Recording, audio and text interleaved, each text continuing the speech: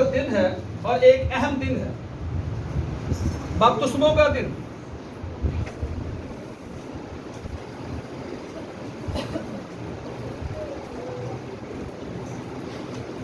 اور آج بہت سے لوگ جو ہیں وہ بپتسمہ لینے کے لیے تیار ہو چکے ہیں۔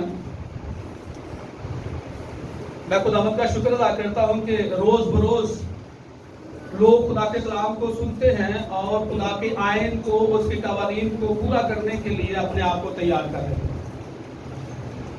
کتنے لوگوں نے بپتسمہ لے لیا ہے؟ جتنوں نے لیا وہ اپنے ہاتھ بلند کریں، بیٹیوں میں سے جی چند ایک بہنیں، چند ایک بھائی جو ہیں انہوں نے ابھی تک بپتسمہ نہیں لیا۔ اچھا، جتنوں نے بپتسمہ لے لیا ہے میں ان سے ایک سوال کروں گا، بڑا سوچ کر آپ نے جواب دینا ہے۔ ہم بپتسمہ کیوں لیتے ہیں؟ جی یسوع کی؟ اچھا جی، کوئی اور بتائے مجھے؟ بے شک، کوئی اور بتائے مجھے؟ سارے اچھے سوال ہیں، سارے اچھے جواب ہیں، آپ نے جو جواب دیے ہیں، لیکن آج میں آپ کو اس کا مطلب بتاتا ہوں کہ ہم بپتسمہ کیوں لیتے ہیں اور یہ ہمارے لیے کیوں ضروری ہے۔ خدا نے بپتسمے کو ہمارے لیے کیوں ضروری کر دیا؟ بپتسمہ سبھی لیتے ہیں۔ میرے چھوٹے بچے تھے اور ایک خدا کے خادم تھے، اب وہ دنیا میں نہیں رہے، پاسٹر عارف صاحب، وہ میرے دوست بھی تھے، کلاس فیلو بھی تھے، پاسٹر عاشق صاحب بھی انہیں بخوبی جانتے تھے کیونکہ ہم اکٹھے کلاس فیلو تھے۔ تو جب وہ پاسٹر ہوا تو اس نے مجھے کہا کہ آپ نے بپتسمہ لیا ہے؟ تو میں نے کہا نہیں۔ آپ کے بچوں نے؟ میں کہا نہیں۔ تو پھر وہ آپ کو بپتسمے کی ضرورت ہے؟ میں کہتی کیوں نہیں، اگر آپ کے پاس ٹائم ہے تو آپ بپتسمہ ہمیں دے دیں۔ وہ ہمارے گھر آئے اور انہوں نے کہا کہ ایک گلاس میں پانی لائیں۔ میں بھاگ کر باہر گیا، گلاس میں پانی لے کر آیا، اس نے چند لمحوں کے لیے دعا کی اور پھر وہ پانی کو لیتا اور میرے بچوں پر، میری بیوی پر اور مجھ پر اس نے چھڑکا اور پھر دعا کی، خداوند میں نے ان کو بپتسمہ دے دیا ہے۔ کیا آپ ایسے بپتسمے سے ایگری ہیں؟ یہ کون سا رول ہے؟ خدا نے تو ہمیں کچھ اور کہا تھا اور ہم گلاسوں سے کام چلا رہے ہیں۔ خداوند یسوع مسیح جو ہے وہ گہرے میں گیا، گہرے میں دریائے یردن کو مخصوص کیا گیا اس کے بپتسمے کے لیے۔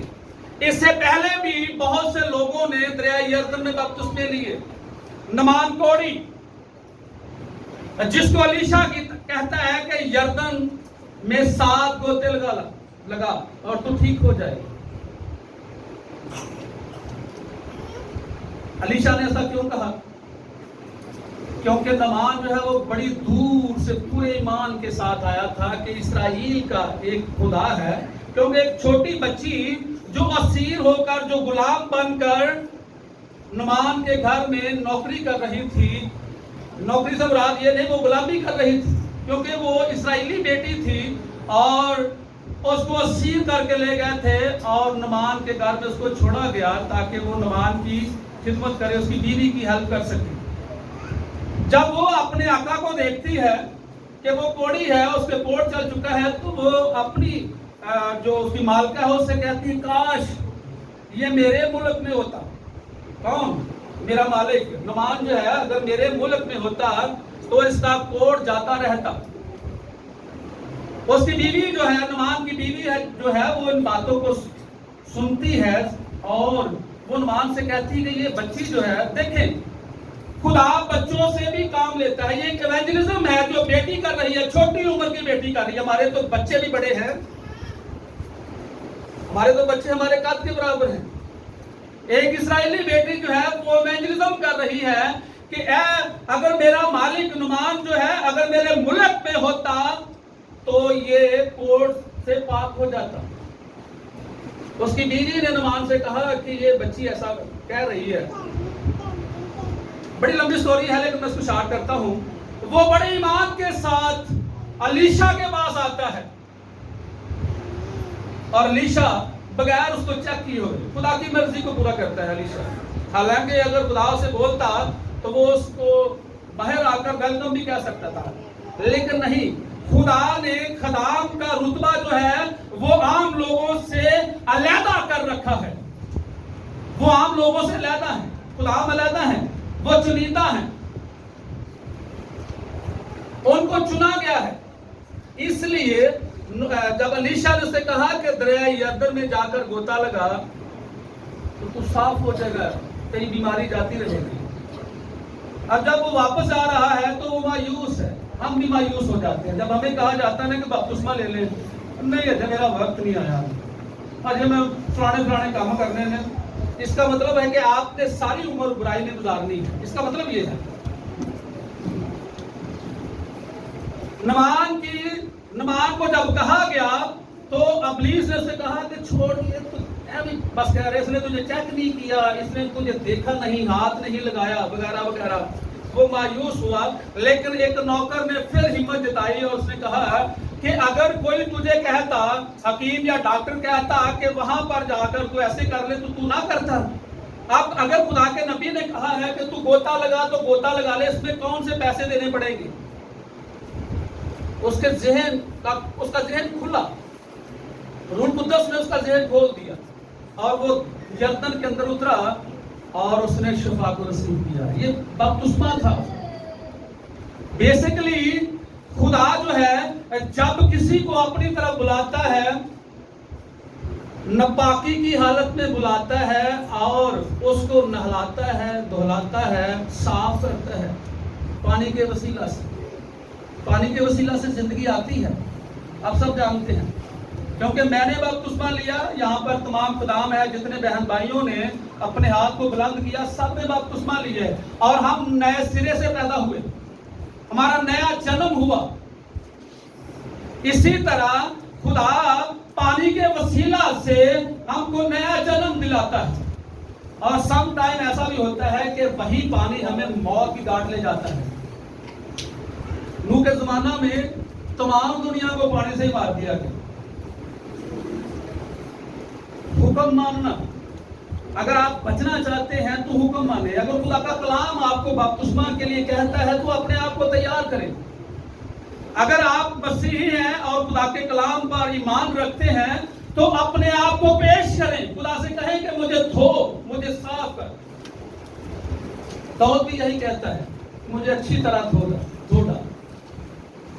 ہم بپتسمہ اس لیے لیتے ہیں کہ خدا ہمیں اپنی قوم کے ساتھ جوڑ لے. اس کی اپنی قوم کون سی ہے تو بتا سکتے ہیں؟ اسرائیل. کیونکہ اسرائیل ہی ایک ایسی قوم ہے جس کو خدا نے اپنی قوم کہا ہے. ہم بپتسمہ اس لیے لیتے ہیں کہ ہم اپنی قوم کے ساتھ جڑ جائیں، کیونکہ وہی ایک قوم ہے جو بلیسڈ قوم ہے خدا کے کلام کے مطابق. کیونکہ جتنے بھی وعدے خدا نے کیے وہ انہی کی حق کے لیے کیے اور انہی کی برکت کے لیے کیے. بے شک وہ نافرمان ہوتے رہے، وہ مارے بھی گئے، خدا نے ان کو مارا بھی، لیکن اس کے باوجود خدا ان کو بھولا نہیں. اور قوموں کو بھول سکتا ہے لیکن ان کو وہ نہیں بھولتا، کیونکہ خدا اسرائیل سے وعدہ کرتا ہے کہ تو میری آم کی پتلی ہے. کس قدر بڑا وعدہ ہے اپنی قوم کے ساتھ. مسیح یسوع جو ہے وہ غیر قوموں سے لوگوں کو لیتا ہے، اپنا بناتا ہے اور اس قوم میں داخل کر دیتا ہے.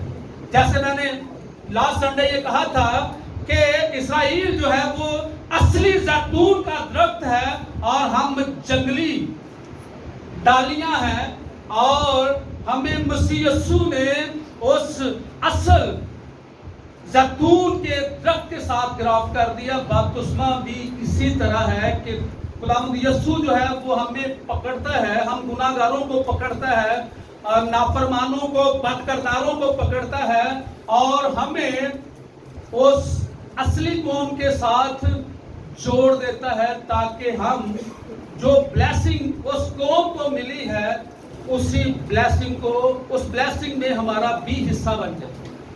वरना हमारे लिए पहले कोई ब्लेसिंग नहीं थी, याद रखिएगा, कोई ब्लेसिंग नहीं थी। लेकिन ये खुदावंद यीशु का फजल है कि उसने हमें उस कौम के साथ जोड़ा है जिस कौम को खुदा ने अपनी कौम के साथ साथ खुदा ने उन्हें अपनी दुल्हन कहा। दुल्हन, आप सब जानते हैं कि दुल्हन का मतलब क्या है? एक, दो बदन एक जान। वो दो बदन नजर को आते हैं लेकिन जान एक ही होती है। इसका मतलब है कि खुदा और इस्राएल कौम जो है वो एक ही हैं, क्योंकि खुदा दूल्हा है और इस्राएल जो है वो दुल्हन है। मसीह यीशु जो है वो उसने कोशिश की अपनी कुदरत के वसीला से कि हम जो भटके हुए थे हमें ले और उस हकीकी कौम के साथ जोड़ डाले, ताकि जो ब्लेसिंग, जो बरकतें, जो कुदरत खुदा उनके लिए उंडेलना चाहता है वो हम में भी ट्रांसफर होती जाए। इसलिए खुदा जो है वो हमें बपतिस्मा के लिए कहता है। मसीह यीशु जो है उसने इस बात पर बड़ा जोर दिया, किस बात पर? कि जब भी तुम शागिर्द बनाओ उनको बाप, बेटे और रूह कुद्दस के नाम से बपतिस्मा देना। इसका मतलब क्या है, कोई बता सकते हैं? क्यों यीशु ने कहा कि उनको बाप, बेटे और रूह कुद्दस के नाम से बपतिस्मा देना?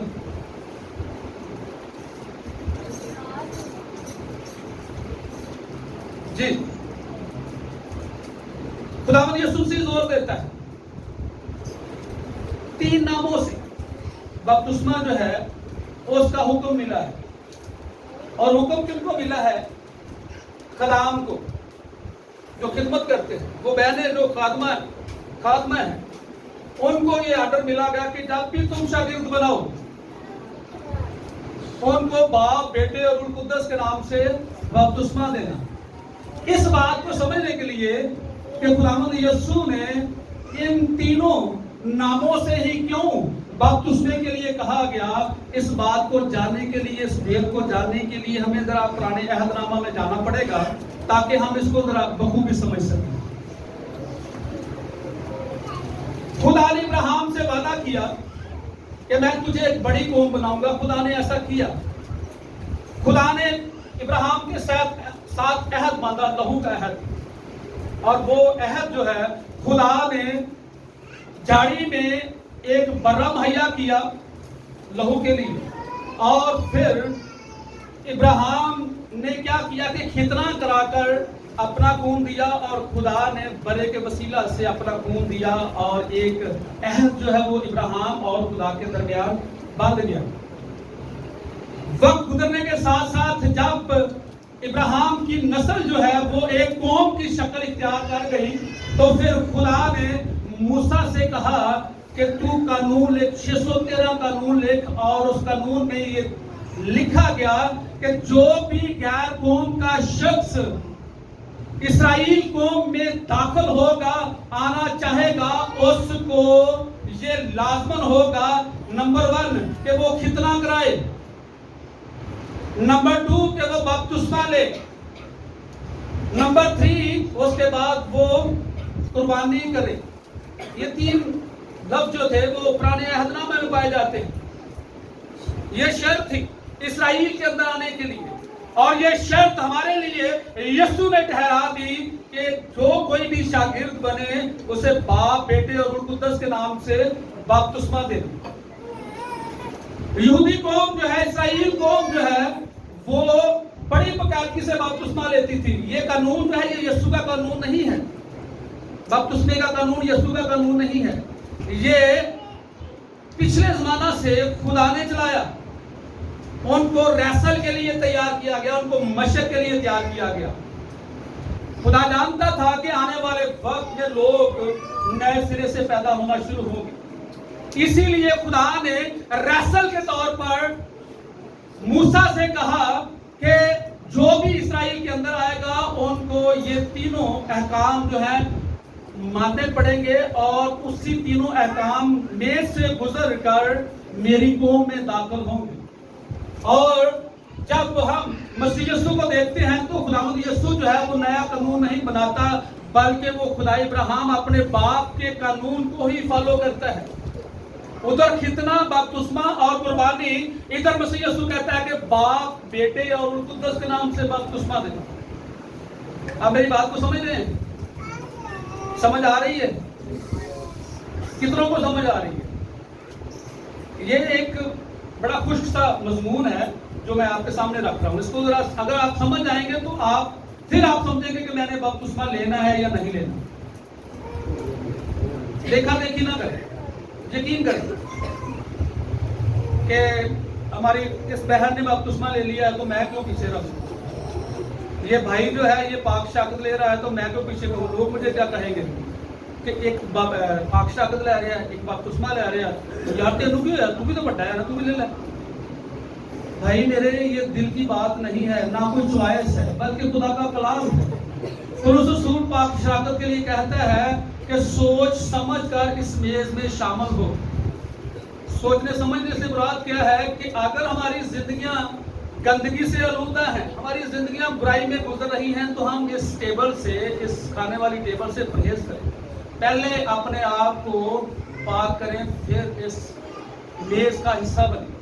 اسی طرح بپتسمہ ہے، جب آپ بپتسمہ کے لیے تیار ہو جاتے ہیں تو آپ کو اپنی پرانی انسانیت سے پیچھے ہٹنا ہوگا. آپ نے اپنی زندگی کو پاکیزہ کرنا ہوگا. جب تک آپ اندرونی طور پر اپنے آپ کو قائل نہیں کریں گے، خدا کے آئین کے مطابق نہیں ڈالیں گے، آپ بپتسمہ نہ لیں. ورنہ اگر آپ اپنی مرضی سے یا کسی کے کہنے سے بپتسمہ لیتے ہیں تو پھر خدا جو ہے، کیونکہ اس کی مرضی شامل نہیں ہے، آپ نے خدا سے پوچھا نہیں ہے کہ میں بپتسمہ لوں یا نہ. آپ نے دعا نہیں کی، آپ روزے میں نہیں ٹھہرے اور آپ نے کسی کے کہنے پر بپتسمہ لے لیا. اس کا مطلب ہے کہ آپ نے خدا کی مرضی کو نہیں جانا بلکہ خود بپتسمہ جو ہے وہ آپ بپتسمے کے لیے تیار ہو گئے، اس لیے آپ نے بپتسمہ لیا. اور جب آپ اپنی مرضی سے لیں گے تو آپ بار بار گریں گے. ہو سکتا ہے کہ آپ چرچ سے تو کیا پوری کلیسیا سے پیچھے ہٹ جائیں. کیونکہ جو شخص بپتسمہ لیتا ہے ابلیس اس کو اپنا ٹارگٹ بنا لیتا ہے. یاد رکھیے گا، جب ہم بپتسمہ لیتے ہیں تو ہم ابلیس کے ٹارگٹ پر آ جاتے ہیں. اور ابلیس جو ہے، شیطان جو ہے، وہ ہمارے قدم کے ساتھ قدم ملا کر چلتا ہے. وہ ہمیں منہ کے بل گرانا چاہتا ہے تاکہ ہم منہ کے بل گریں اور ہمارا بہت سا نقصان ہو. لیکن جب ہم خدا کی مرضی کے مطابق بپتسمہ لیتے ہیں تو خدا ہمارا محافظ بن جاتا ہے. اور پھر وہ آیت زبوری کہنا ہے کہ ہماری زندگی میں پوری حد تک ہوتی ہے کہ وہ تیری بابت اپنے فرشتوں کو حکم دے گا کہ وہ تیری راہوں میں تیری حفاظت کرے. تب حفاظت ہوگی. اگر آپ کسی کے کہنے پر یا کسی کے زور دینے پر اگر آپ بپتسمہ لے لیتے ہیں یا میز میں شامل ہو جاتے ہیں تو میں سمجھتا ہوں اس سے بہتر ہے کہ آپ نہ بپتسمہ لیں نہ میز میں شامل ہوں. پولس رسول کہتا ہے بعض تم میں بہت سے بیمار ہیں. کیوں بیمار ہیں؟ کہ آپ نے سود بوجھ نہیں جانی، آپ نے خدا کے آئین کو نہیں سیکھا اور آپ میز میں شریک ہو گئے. اگر میری زندگی بد کرداری والی ہے، میز میں شامل ہوتا ہوں تو لازمن ہے کہ میری زندگی میں پاک میز میں شامل ہو رہا ہوں اور خدا مجھے اس کی سزا تو لازمی دے گا. ہو سکتا ہے خدا مجھے سالوں بیمار رکھے، مہینوں بیمار رکھے. میری پوری فیملی جو ہے میری غلطی کے وسیلہ سے پوری کی پوری فیملی بیمار ہو جائے. اسی لیے پولس رسول کہتا ہے تم میں سے بہت سے بیمار ہیں. اور پھر ہم کہتے ہیں کہ یہ شوگر کہاں سے آ گئی، یہ بلڈ پریشر کہاں سے، یہ ہارٹ اٹیک پہلے سے نہیں سی گا، ان پتہ نہیں کتوں آ گیا. بھئی یہی وجہ ہے ہم بغیر سوچے سمجھے بپتسمہ لیتے ہیں، ہم بغیر سوچے سمجھے ہوئے میز میں شامل ہو جاتے ہیں. پولس رسول کہتا ہے کہ بعض تم میں سے مر گئے، خدا نے ان کو مار دیا کیونکہ انہوں نے خدا کی مرضی کے مطابق نہ تو میز میں شامل ہوئے نہ بپتسمے میں شامل ہوئے. انہوں نے بپتسمہ بھی لے لیا اور میز میں بھی شامل ہوئے. پھر وہ اپنی پرانی انسانیت کو اتار نہ سکے. وہ لباس ان کی زندگیوں میں ہی رہا اور خدا کو قہر آیا اور اس نے ان کو مار ڈالا. 26-23 لاکھ اسرائیلی مصر سے نکلے تھے بچوں سمیت, اور پہنچے کتنے تھے؟ 70 لوگ. ملک کنعان میں 70 لوگ پہنچے تھے. بقایا کہاں گئے؟ 26-23 لاکھ میں سے بقایا کہاں گئے؟ ان کو مار ڈالا گیا کیونکہ انہوں نے خدا کے آئین کو پورا نہ کیا. انہوں نے خدا کے کلام کو نہ سنا. موسیٰ ہماری طرح گڑگڑاتا رہا, زور زور سے پکارتا رہا, ایسے نہیں, ایسے کرو. خدا ناراض ہے, لیکن وہ اس کان سے سنتے رہے اور یہاں سے نکالتے رہے جیسے آج ہم کر رہے ہیں. کیا ہمارا یہاں پر آ کر چیخنا چلانا ضروری ہے؟ ضروری ہے, خداوند کا ضروری ہے, اس لیے کہ ان کو مقرر کیا گیا ہے کہ وہ آپ کی تربیت کر سکے, آپ کو سکھا سکے, تاکہ آپ موت کی طرف نہیں بلکہ زندگی کی طرف گامزن ہو. مسیح یسوع جو ہے وہ ہماری فکر کرتا ہے, وہ ہماری فکر کرتا ہے. اسرائیلی لوگ جو ہیں ان پر یہ لازم تھا کہ وہ بپتسمہ لیں. جو غیر قومیں آتی تھی وہ بھی بپتسمہ لیتی تھی. جس طرح ہر سال قربانی دی جاتی تھی گناہوں کی قربانی, اسی طرح سال میں ایک دفعہ جو ہے اسرائیلی بپتسمہ لیتے تھے. اور ان کا بپتسمہ لینے کا طریقہ کیا تھا کہ وہ اپنے گھروں میں, تو جو دریائے یردن سے دور تھے, وہ اپنے گھروں میں, ان کے گھر بڑے بڑے ہوتے تھے, چھوٹے گھر نہیں. جس طرح ہمارے پہلے یہاں پر 10 مرلے کا 15 مرلے کا بڑی بڑی حویلیاں تھیں, بڑے بڑے مکان تھے, بے شک کچے تھے لیکن ہوتے بڑے بڑے تھے. اب ہمارے پاس اتنے بڑے مکان ہیں کہ اگر 2 کنال کی کوٹھی میں چلے جائیں تو باتھ روم جو ہے وہ ہمارے گھروں سے بڑا ہے, ماسٹر باتھ جو ہے وہ ہمارے گھروں سے بڑا ہے. ہمارے گھر اتنے بڑے ہوتے ہیں, ان کے گھر بڑے ہوتے تھے.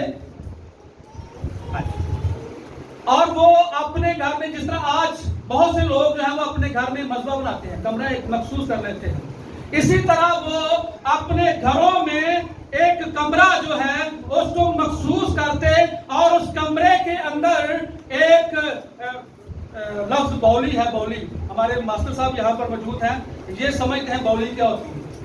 کتنے لوگ بولی کے لفظ سے متعلق جانتے ہیں؟ بولی, بولی جو ہے وہ اس طرح ہوتی تھی کہ ایک کنواں ہوتا تھا اور کنویں کے اندر سیڑھیوں کے ذریعے اترا جاتا تھا. سیڑھیوں کے ذریعے وہاں سے, یہ ہندو اسم میں زیادہ تھا, ہندو لوگ جو ہیں وہ اپنی فیملیوں کے لیے ایسا کرتے تھے. وہ سیڑھیوں کے ذریعے نیچے اترتے, وہاں سے پانی بھرتے اور سیڑھیوں کے ذریعے ہی باہر چلے جاتے. وہ بڑے بولی جو ہوتی ہے وہ بڑی ہوتی تھی. لیکن اسرائیلی جو ہیں وہ جو اپنے کمرے میں اس طرح کی بولی بناتے تھے, وہ کوئی 6-7 فٹ گہری ہوتی تھی اور 3-3.5 فٹ جو ہے یا 4 فٹ اس کی چوڑائی ہوتی تھی.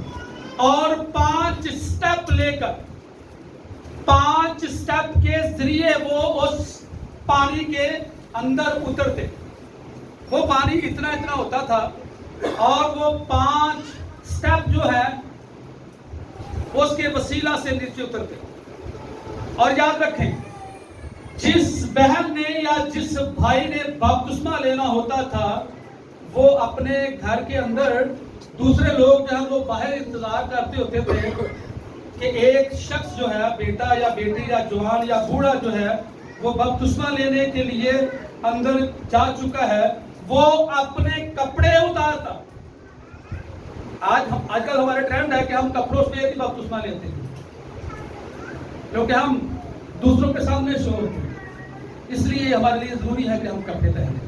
اسرائیل میں یہ رواج تھا کہ وہ بغیر کپڑوں کے دروازے کو بند کرے اور اس کنویں میں, جس کو مگوے کہا جاتا ہے, مگوے, اس چھوٹے سے تالاب کو, چھوٹے سے ٹینک کو عبرانی الفاظ میں اسے مگوے کہا جاتا ہے.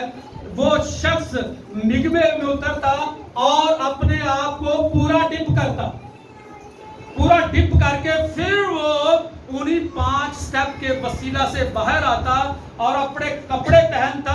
باہر جو لوگ کھڑے ہوتے تھے جب وہ دروازہ کھولتا تو وہ اس کو نیا جنما ہوا پکارنا شروع کر دیتے, نیا جنما ہوا. اور عبرانی جب ہم انگلش کی بائبل پڑھتے ہیں تو وہاں پر لکھا ہے new birth in the world, ایک نیا جنم دنیا میں. اور وہ اسرائیلی عورتیں جو ہوتی تھی, وہ بزرگ ہوتا تھا جس نے بپتسمہ لیا ہے, اس کو نازک ظرف جانتی تھی, بالکل ایک بچے کی مانند. وہ پکار کر کہتے تھی کہ یہ نیا جنما ہوا, یہ نیا جنما ہوا. حالانکہ اس بابے کی ہو سکتا 70 سال عمر ہو, یا ایک نوجوان لڑکا ہو, یا ایک نوجوان لڑکی ہو. وہ لڑکے وہ لڑکیاں جو سمجھدار تھی وہ بپتسمہ لیتی تھی, جن کو پتا تھا کہ گناہ کیا ہے, بدی کیا ہے, بدکاری کیا ہے. ایسے نہیں کہ سوجھ بوجھ ہے نہیں. ابھی نوجوان بچے جو ہیں وہ بپتسمہ لے لیں اور ایک ماہ کے بعد وہ کسی لڑکی کے پیچھے بھاگ رہے ہوں, لڑکی جو ہے وہ لڑکے کے پیچھے بھاگ رہی ہو. ایسا نہیں ہے. سمجھ, جب آپ کو سمجھ آ جائے گی تب آپ بپتسمہ لیں. اور جب آپ بپتسمہ لیں گے, لینا چاہیں گے, تو آپ کے اندر میچورنگ ہونی چاہیے. میچورنگ سے مراد کیا ہے کہ آپ حقیقی طور پر خدا کو جان چکے ہوں گے. جب آپ خدا کو جان چکے ہوں گے تو پھر جو ہے وہ خدا آپ کی زندگی میں کام کرنا شروع کرے گا. لڑکپن میں ہماری جو راہیں ہیں وہ بڑی اکھڑی سی ہوتی ہیں. جوانی کے ایام میں خدا بھی جوانی کے ایام میں اپنے بیٹے بیٹیوں کو پسند کرتا ہے, اور خدا یہی چاہتا ہے کہ نوجوان نسل جو ہے وہ آگے آئے. لیکن ہمارے نوجوان جو ہیں وہ آگے آنے کی بجائے ان کا جو گیئر ہے وہ بیک ہوا ہے, وہ بیک گیئر لگتا ہے ان کا. خدا پکارتا ہے. اب مجھے یاد نہیں, بائبل میں لکھا گیا ہے کہ جوانی کے فرزند ایسے ہیں جیسے زبردست کے ہاتھ میں تیر. خدا ان کو زبردست کہتا ہے. وہ اس لیے کہتا ہے کہ ایک نوجوان بیٹی جو ہے, ایک نوجوان بیٹا جو ہے, وہ جتنا مرضی بھاگ لے اس کو سانس نہیں چڑھتی. کہیں میلوں بھاگ کر اس کو سانس آنا شروع ہو جاتی ہے. میری طرح یا ہمارے ماسٹر صاحب یہاں پر بیٹھے ہیں, بھائی ندیم منا بیٹھے ہیں, ہماری طرح جو ہے وہ کم دوڑنے والے ہیں. ہم کتنا چل سکتے ہیں, لیکن پھر اس کے باوجود بھی خدا ہمیں نظر انداز نہیں کرتا, بلکہ خدا ہمیں ہمارے بچوں سے بھی اوپر لے جاتا ہے. اس لیے لے جاتا ہے کہ ہم نے اپنے بچوں کی تربیت اچھے طریقے سے کی ہے. ہم نے اپنے بچوں کو سچائی کا راستہ دکھایا. جو راستہ یسوع چاہتا تھا اسی راستے پر جب ہم اپنے بچوں کو چلائیں گے تو یقیناً ہمارے بچے جو ہے وہ خدا میں شامل ہوتے جائیں گے. ہاللیلویا.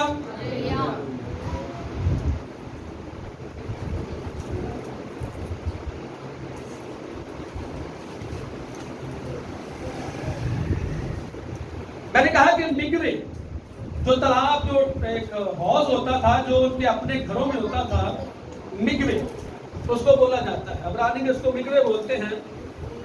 اور اس کے اندر اترنے کے لیے 5 سٹیپ ہوتے تھے. اور یہودی مول بائبل, اصل بائبل جو ہے, یہودیوں کی اصل بائبل جو ہے اس میں لکھا گیا ہے. اور جب ہم یروشلیمی تالمود کو پڑھتے ہیں, اس کی اسٹڈی کرتے ہیں, تو وہاں پر بھی یہ پڑھنے کے لیے ہمیں مل جائے گا کہ وہ 5 سٹیپ جو ہیں, وہ 5 سٹیپ اس بات کو ظاہر کرتے ہیں. جب مسیح یسوع صلیب پر چڑھا تو مسیح یسوع کو 5 بڑے زخم لگے, 5 بڑے زخم. اور جب ایک اسرائیلی 5 سٹیپ کے سہارے پانی میں اترتا تھا, وہ آنے والے مسیح کے دکھوں کو یاد کرتا تھا. جب مسیح یسوع آ گیا تو پھر انہوں نے اسے بچانا ہی نہ. کہ یسوع ہے. وہ کہنے لگے وہ تو آنے والا ہے, یہ یسوع نہیں ہے. اور انہیں 5 سٹیپ کے وسیلہ سے پھر وہ اوپر کو جاتا. مسیح یسوع جو ہے وہ ابھی گہرے میں گیا. کس کے لیے گیا؟ ہمارے لیے گیا, قوموں کے لیے گیا, اپنی قوم کے لیے گیا. بے شک انہوں نے اسے قبول نہ کیا, اس کے باوجود بھی مسیح یسوع نے ان کے لیے بھی گہرے میں جانے کی ضرورت سمجھی. اسی طرح آج ہم جب پانی میں اترتے ہیں تو ہم بھی گہرے میں جاتے ہیں, کیونکہ خدا کے کلام میں لکھا ہے کہ بیج جب تک زمین میں بویا نہ جائے, وہ جب تک مر نہ جائے اس کی کومپل نہیں نکلتی. ایسے لکھا ہے, بولے ایسے لکھا ہے. وہ مر کر جب اوپر نکلتا ہے تو پھر اور زیادہ پھل دیتا ہے, اور زیادہ اس کے وسیلہ سے پھل آتا ہے. وہ 5 سٹیپ جو ہے وہ مسیح یسوع کے 5 بڑے زخموں کو ظاہر کرتے ہیں, جن کو آج ہمیں بھی لینے کی بہت ہی اشد ضرورت ہے. ہم 1 مہینے میں یا سال کے بعد یا 6 ماہ کے بعد بپتسمہ دیتے ہیں. کس لیے دیتے ہیں؟ کہ جو نئے آتے ہیں وہ مسیح یسوع کے ساتھ, مسیح یسوع کے وسیلہ سے اس قوم کے ساتھ جڑ جائے جو خدا کی قوم کہلاتی ہے. اب پہلا زخم جو مسیح یسوع کو سولی پر لگا, 2 زخم ایسے ہیں جو ذہنی اذیت رکھتے ہیں, نہایت ہی ذہنی ڈاکٹر, اور 3 زخم ایسے ہیں جو اس کی فزیکلی زندگی میں آئے. نگلے کا پہلا سٹیپ, پہلا زخم, اور مسیح یسوع کا سولی سے پہلے, کیونکہ وہ پہلے سٹیپ پر ہے, جو اترنے والا ہے وہ پہلا سٹیپ لے گا. مسیح یسوع کا پہلا جو زخم ہے وہ ذہنی اذیت کا ہے, اس کے منہ پر تھوکا گیا. اگر مجھ پر یا آپ کے منہ پر کوئی شخص تھوک دے تو کیا ہم کیسا رویہ کیا کریں؟ بولے. ہماری کوشش یہی ہوگی کہ پنچ جو ہے اس کے منہ پر رسیو کر دیا جائے, ایک پنچ. پہلا زخم خداوند یسوع کو یہ لگا کہ اس کی شخصیت پر تھوکا گیا. اب دوسرا سٹیپ مغوے میں اترنے کے لیے اس کی داڑھی کو نوچا گیا, اس کی داڑھی کو نوچا گیا. یہ ذہنی ٹارچر تھا, ذہنی اذیت تھی اس کی.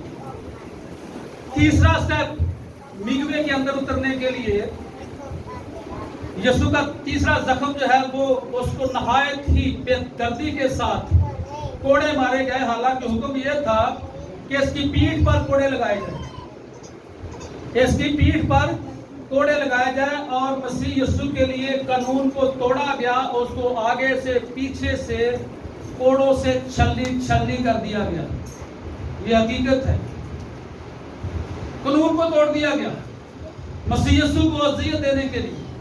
چوتھا سٹیپ مغوے میں اندر اترنے کے لیے, اور مسیح یسوع کے جو جسم پر, سر پر کانٹوں کا تاج پہنایا گیا. کس کے لیے پہنایا گیا؟ کس کے لیے پہنایا گیا؟ ہمارے لیے. ہماری آنکھیں ابھی تک بند ہیں.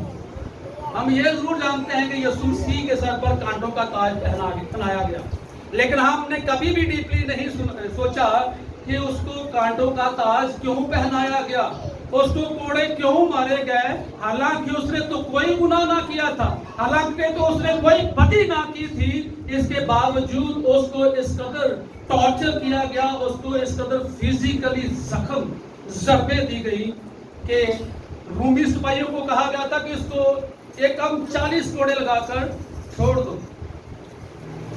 انہوں نے ان گنت آگے سے پیچھے اس کو کوڑے ہی کوڑے مار کر چھلنی کر دیا.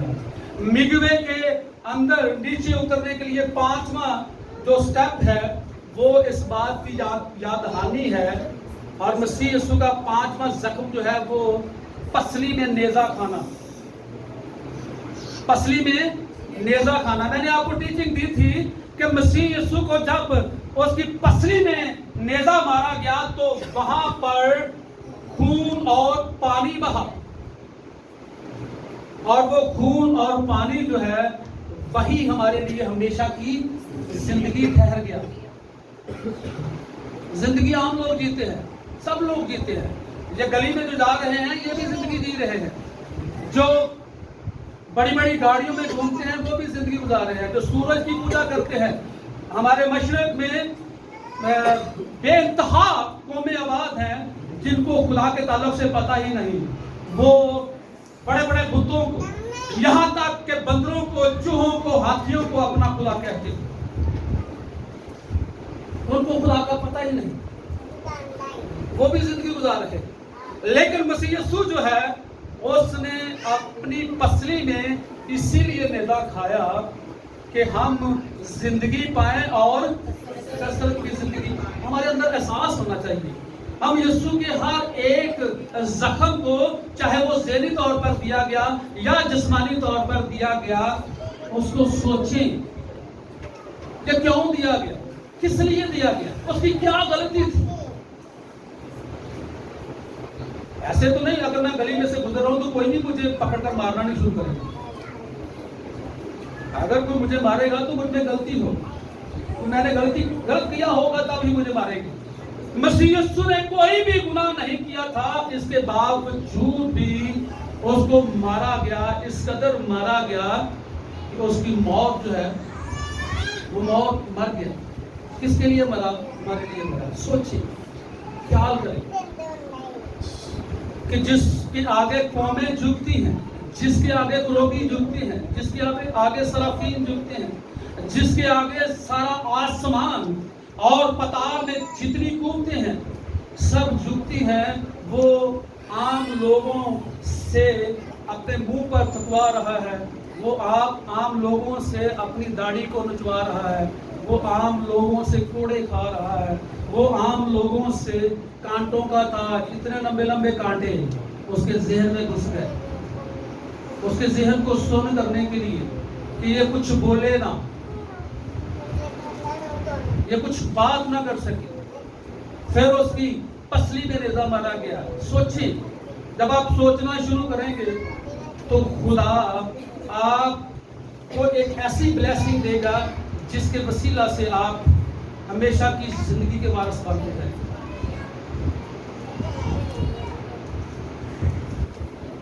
سوچنا شروع کریں، ہمارے لیے وقت ہے، اس لیے وقت ہے کہ خدا نے ہمیں زندہ رکھا ہے، ورنہ ہو سکتا ہے کہ کرونا ہی ہمیں موت کی لپیٹ میں لے جاتا، لیکن ہم پر فضل ہوا، خاص فضل ہوا یسوع کے وسیلہ سے کہ وہ ہمیں زندہ رکھے، تاکہ ہم اپنی ہر طرح کی برائی کو، اپنی زندگی میں سے ہر طرح کی بدی کو دور کریں اور حقیقی معنوں میں بپتسمہ لیں۔ اگر آج جتنے لوگ بپتسمہ لینے کے لیے آئے ہیں، میں ان سے گزارش کروں گا کہ اگر وہ واقعہ ہی مسیح یسوع کے ساتھ چلنے والے ہیں، انہوں نے یہ ٹھان لی ہے، انہوں نے یہ کمٹمنٹس کی ہے کہ ہم یسوع کے ساتھ چلیں گے، وہ بپتسمہ لیں۔ اگر انہوں نے بار بار یسوع کو چھوڑنا ہے، بار بار یسوع کے ساتھ جڑنا ہے، تو بائبل مقدس ایک فتویٰ، ایک الزام لگاتی ہے، اسے کتا بولتی ہے، کتا، کتے، جادوگر، حرام کا، جو بار بار یسوع کے ساتھ جڑتا ہے، بار بار یسوع کو چھوڑتا ہے، بائبل اسے کتا بولتی ہے، کیونکہ کسائی کی دکان ہر روز کھلتی ہے، ہر روز وہ کتا کسائی کی دکان پر جاتا ہے، ایک بوٹی لیتا ہے، دکان بند ہو جاتی ہے، پھر وہ ادھر ادھر ادھر ادھر گھومتا پھرتا ہے۔ اس لیے خدا کا کلام جو ہے وہ الزام لگاتا ہے کہ وہ کتا ہے، اور جو بار بار خدا یسوع کو پکڑتا ہے، چھوڑ دیتا ہے، پکڑتا ہے، چھوڑ دیتا ہے، وہ بالکل اسی آیت پر میسر ہوتا ہے کہ نہائی ہوئی سور بھی دوبارہ ڈھال میں گندگی میں جاتی ہے، اس کو جتنا مرضی نہلا دیں، صابن سے، سرف سے، بڑے بڑے مہنگے سرف سے، بڑے بڑے مہنگے صابنوں سے، امریکن صابن سے نہا دیں اسے، جب اس کی خواہش ہوگی وہ دال میں جائے، گندگی میں جائے، کیونکہ اس کی فطرت میں شامل ہے۔ دنیا کے اسکالر جو ہیں وہ کہتے ہیں کہ انسان کی فطرت تبدیل نہیں ہوتی، لیکن خدا کے خادم کہتے ہیں کہ جب یسوع آ جاتا ہے تو فطرت تو کیا ہر چیز بدل جاتی ہے۔ ہاللیلویہ، خداوند اس کلام کے وسیلہ سے آپ سب کو